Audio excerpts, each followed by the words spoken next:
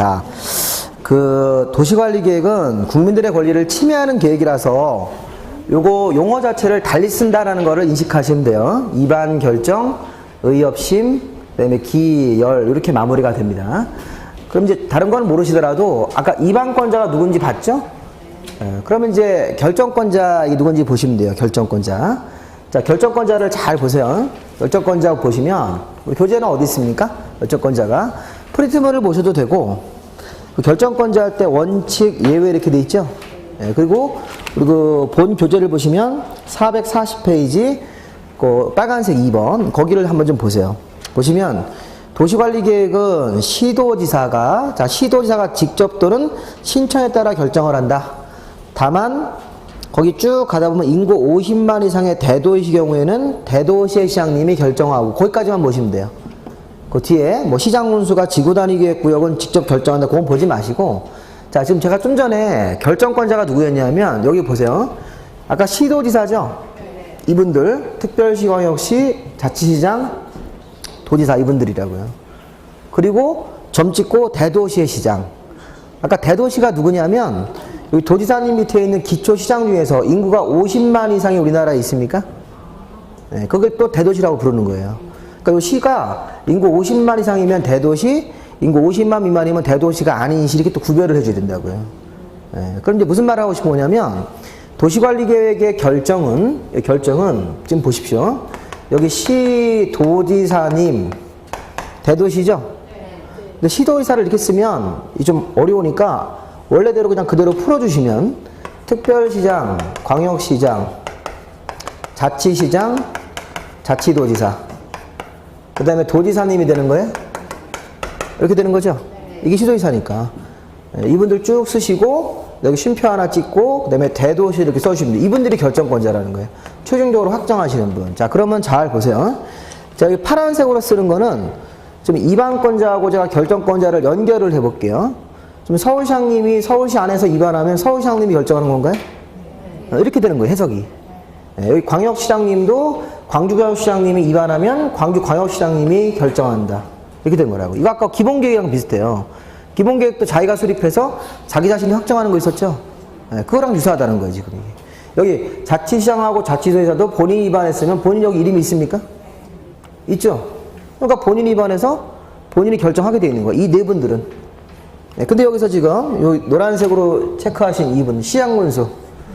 자, 우리가 전라남도의 나주시장이라든가 이런 화순군수는 수립을 했으면, 입안을 했으면 도지사님이 상급자가 여기 있습니까? 있죠? 도지사님한테 이때는 결정을 신청한다. 이렇게 얘기를 하는 거예요. 결정 신청한다. 지금 파란색으로 이렇게 제가 체크하신 분들은 본인이 입안해서 본인이 결정하는 거고, 노란색으로 체크한 시장군수는 도지사한테 결정 신청. 아까 요거는 아까 기본계획이랑 거의 똑같잖아요. 기본계획 아까 시장군수는 도지사한테 승인받았죠? 아까 기본계획 할 때는. 네. 아, 원래 좀 어려운가요? 아까 거랑 막 비교하고 그러니까. 기본계획도 특별시, 광역시, 자치도 시장군수가 있는데 시장군수만 도지사한테 승인받았잖아요. 여기 특별시장님은 승인권자가 없다고 그랬고. 그거랑 유사하게 이 도시관리계획도 입안을 한 사람이 직접 결정을 하게 돼 있다. 근데 여기서 보시면 시장군수는 도지사한테 결정 신청을 해서 받아야 된다는 거예요. 근데 다만 이 시장 중에서 아까 제가 인구 50만 이상이면 어떻게 됩니까? 대도시죠? 여기서 우리 경기도, 나주시 같은 데는 인구 50만이 안 되잖아요. 근데 여기 우리 뭐 경기도권 올라가시면 뭐 수원, 성남 이런 데가 대도시인데 이 대도시는 도지사님한테 승인 신청하는 거에서 빠지고 자기 자신이 입안해서 자기 자신이 뭐 할 수 있다. 결정할 수 있게 별도로 대우해 주는 거예요, 이렇게. 그러니까 원래는 시장군수들은 모두 도지사한테 결정받으러 가야 됩니까? 그런데 시장 중에서 인구 얼마 이상? 50만 이상. 군 단위는 인구 50만은 없어요. 군 단위는 무조건 다 50만 미만이고 시 단위에서 대도시만 도지사한테 뭘 받으셔야 돼요? 결정 신청하지 말고 자기 자신이 직접 하겠다는 거예요, 이렇게. 그래서 결정권자가 이렇게 시도지사나 대도시가 되는 거라고요. 처음에 이게 어려우니까 이게 이제 어떤 느낌이냐면 본인이 입안해서 본인이 결정하는 경우가 있습니까? 네. 그 경우도 있고 시장군수 같은 자들은 도지사한테 결정 신청을 받아야 된다. 이런 느낌으로 보시면 돼요. 이렇게. 그래서 결정권자가 이분들이 쭉 나오는데 이 결정권자의 예외도 있어요. 예외. 자, 예외가 지금 국토교통부 장관님하고 해수부 장관이 나오시라고 이렇게. 아까 해수부 장관님 왜 나왔을까요? 해수부 장관님이 입안하는 게 하나 있었어요? 네, 수산자원. 수산자원보호구역은 그대로 해수부 장관님이 입안하시면 해수부 장관님이 결정을 하시는 거라고 이렇게. 해양수산부 장관님이 입안하면 해수부 장관님이 결정하는 거야. 그렇죠? 네. 우리나라가 섬이에요? 섬 아니에요? 우리나라 이 한반도가, 우리나라 남한이 섬이죠? 섬으로 봐야 돼요. 북한도 못 가잖아요, 우리가. 그 섬이라는 게 이렇게 육지가 있고 사방이 바다로 막혀 있다는 거잖아요. 근데 우리나라도 실종이 섬이라고요. 북한으로 못 가잖아요. 우리나라가 수출할 때 배로 나르죠. 우리나라가 육지로는 못 가잖아요, 지금. 북한에 이렇게 철도 놓자라니까 안 놓잖아요. 철도가 이렇게 뭐 여러 가지 문제가 있어가지고. 그러니까 우리나라도 실종이 섬이라고. 그러니까 우리나라가 해양국가라고요. 근데 일본이 중국이랑 붙으면 하나 이기는 게 있어요. 군사력으로. 바다에서 싸우면 이겨요, 일본이. 그러니까 일본이 해양이 얼마나 강한지 아세요? 일본의 배가, 일본은 기본적으로 해양국가죠. 그래서 일본이 옛날에 그래서 제2차 대전 때 야마토라는 전함을 만들었어요. 저기 우리 게임 같은 데 보면 야마토 전함이라고 있거든요. 큰 배 만들었어요. 큰 배. 이렇게 포도 세계에서 제일 큰 배를 이걸 만들었다고요. 미국하고 싸우려고. 한번 붙어보자, 바다에서. 일본이 그 배 만드는 기술이 굉장히 높습니다. 큰 배도 많이 만들고, 군함도 큰 거 만들고. 근데 이제 일본이 그 야마토라는 큰 배를 만들어가지고 2차 대전 태평양에서 붙었는데 한 수 위인 걸 모르죠. 배를 만들어서 살렸더니 미국이 어떻게 했어요? 비행기를 공격했죠. 비행기 옛날에 이렇게 날개 2개 달린 비행기 있었잖아요. 이렇게 프로펠러 달린 비행기. 제2차 대전 때. 그 비행기가 200대가 쫙 가가지고 하늘에서 다 폭탄을 뿌리고 다니는 거예요. 거기다가 이렇게. 그래서 그때 그 전함이 다 이렇게 가라앉아가지고 그때 죽은 사람들이 10,000명이 넘어요. 그대로 수장된 거예요. 바다에. 나이가 몇 살짜리가? 17살짜리 애들이. 그 일제시대 때도 그 일본 사람들도 피해를 많이 당했잖아요. 우리나라 사람들 많이 징용 가서 피해 당하셨는데 그 당시 전쟁 나가지고 그때 전쟁 미치광이 전쟁들 그 나쁜 놈들 때문에 일본 나쁜 놈들 있잖아요. 궁극지 애들. 그 사람들이 그 젊은 애들을 다 들어간 거예요. 그 16살짜리면 머리 빡빡 깎고 아무것도 모르는 애들이잖아요. 걔들이 가가지고 다 죽은 겁니다, 이게.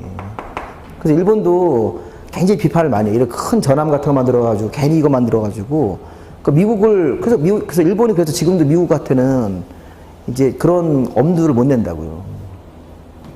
옛날에 이제 그런 슬픈 게 있어요. 그래서 지금도 이제 거기 바다에 가보면 이제 그런 거 이렇게 하고 그러는데, 근데 일본이 지금 그런 것 때문에 그 해양국가인데 중국보다는 이 바다의 그런 잠수함이라든가 이런 게 훨씬 더 중국하고 싸움. 그래서 이제 바다에서 싸우면 일본 한번 붙어보자는 얘기도 있어요. 미국이 이제 뒤에서 이렇게 봐주고 한번 붙어봐라 이런 얘기예요.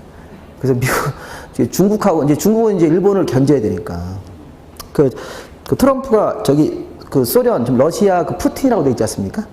그 사람도 좀 이렇게 질이 안 좋은 사람인데 소위 말하는 약간 좀 깡패 같은 스타일인데 그래서 지금 대통령 된 사람하고 이 사람하고 친하잖아요, 둘이. 그래서 미국에서 막 비판한다고. 왜 저런 러시아의 그런 마피아 같은 그런 애랑 친하냐. 그러면 트럼프가 뭐라고? 그러면 걔가 중국이랑 친하게 내비둬야 되겠냐 이렇게 얘기한다고. 그 말이 정답이라고. 미국의 국익을 위해서는 그 중국이 지금 막 너무 크니까 중국을 견제하려고 그 제2의 적이랑 친구가 돼버린다고 이렇게. 그래서 이제 그 미국 대통령이 그 러시아 걔랑 친하게 지내고 그분이랑 친하게 지내고 중국을 이렇게 싹 포위하는 거예요, 이렇게. 중국을 싹 다 일본이랑 이렇게 해서 포위하고 우리나라도 이렇게 갖고 있고 여기 러시아도 이렇게 친하게 지내면 중국이 싹 포위되잖아요, 이렇게. 이쪽도 그 베트남 이런 쪽도 다 친미 쪽 그 정권을 세운다고요. 다 중국을 견제하려고. 중국은 이제 그것 때문에 자꾸 나가려고 그러는 거고, 이렇게. 그게 이제 외교인데 이제 그런 거를 이제 잘 한다고 하시더라고요. 그래서 그 사람이 생각보다 머리가 되게 좋은 사람이에요. 트럼프가 그 머리 나쁜 사람이 아니라 그때 이렇게 머리 나쁜 척을 한 거지. 그 사람이 이제 천재적인 광대잖아요, 광대. 광대 짓을 한 거예요. 국민들을 속이려고. 그래서 국민들 선거할 때 유세가 뭐예요? 나는 분노한 사람이잖아요. 국민들의 분노의 감정으로 날 찍어달라는 거예요. 그래서 저 여자분은 저는 분노한 분노를 이렇게 없애드리겠습니다. 이렇게 했고. 근데 분노한 거 이렇게 그래서 막 그 선거시 할 때 막 욕도 하고 막 그랬다고요. 막 나쁜 년이다 막 이렇게 욕했다고 선거시 할 때. 근데 그게 국민들 마음에 닿은 거라고요. 저렇게 막 저런 말을 하고 싶었다 나도 대놓고 못했는데 대신해 주니까 좋다 해가지고 찍은 거 아니에요. 그래서 이제 중요한 거는 이게 도시관리계획에서 아까 해수부 장관님도 그 우리나라가 이제 사실은 섬인데 우리나라 해수부가 좀 이게 수산자원보호구역 쪽 관한 업무를 좀 해요. 하는데 그거 하나를 갖고 계십니다. 이렇게. 그럼 나머지 이제 국토부 장관님이 한다는 건 무슨 말이냐면 그 교재에서 그 지금 보시면 441에 보시면 거기 맨 위에 보시면 국토교통부 장관님이 본인이 입안할 수 있습니까? 네, 그럼 그 본인이 결정을 하겠다는 건데 다른 건 보지 마시고 그 4번의 수산자원보호구역은 해수부 장관님이고 그 중간에 그 개발제한구역이라는 게 하나 있습니까? 네, 요 개발제한구역 요거 하나 밑에 뭐 국가계획하고 연계된 시가화가 있는데 이 개발제한구역이 이거 아니에요? 이거 용도구역이잖아요? 네, 용도구역. 이런 개발제한구역은 워낙 중요한 거기 때문에 누가 하겠다는 거예요? 국토부 장관님 하겠다는 거예요. 자, 이게 무슨 말인가 잘 들어보셔야 돼요. 아까 제가 서울시장님이나 광주광역시장님이 도시관리계획을 위반하면 자기 자신이 결정하는 겁니까? 네, 그런데 개발제한구역 이거 개발제한구역 이거 하나만 더 보면 그 입지규제 최소규율이라는 게 있습니까? 맨 마지막 5번에 그 두 개만 대충 지금 중요한 거니까 보세요. 개발제한구역하고 입지규제 최소구역을 정하는 것은 서울시장님이나 광주광역시장님이 입안해서 자기 자신이 결정을 못한다는 거예요. 그거는 무조건 국토부 장관님한테 가셔야 돼요. 서울시장님도. 네, 그렇게 해서 그런 거 항목은 국토부 장관님이 결정을 한다. 네, 그래서 이렇게 도시관리계획은 입안권자와 결정권자라는 거로 나눠서 이제 공부를 하셔야 돼요. 자, 그래서 이제 이렇게 해서 우리가 이런 계획 같은 게 이제 확정되고 나면 이제 그 441페이지 보시면 도시관리계획 결정의 효력이라는 걸 한번 넘어와 보세요. 그 절차 같은 것들은 참고로 보세요. 저 입안 결정, 뭐 의협심, 기열 이런 건 참고로 좀 보시고. 자, 문제는 자, 441의 도시관리계획 결정고시의 효력 좀 볼까요? 아까 제가 도시관리계획 결정이 되면 국민들의 권리를 침해하는 효력이 생깁니까? 생기죠? 예, 근데 그게 언제부터? 예, 언제부터냐 물어봤더니 여기 도시관리계획을 결정을 하고 자, 외부로 발표를 했으면 후속 조치로 지형도면 고시라는 걸 한 개를 더 하셔야 돼요. 자, 이게 후속 조치라고 그래요. 예, 뒤에 할 일이 하나 더 있다는 거예요. 이렇게. 자, 도시관리계획이 결정 나왔다고 발표로 나왔어 지금 발표. 저 1번부터 6번까지 결정 발표가 나오면 우리 행정청이 지형도라는 게 뭐예요? 지도에다가 도시관리계획 결정 나온 위치를 이렇게 색연필로 그려준다고 이렇게.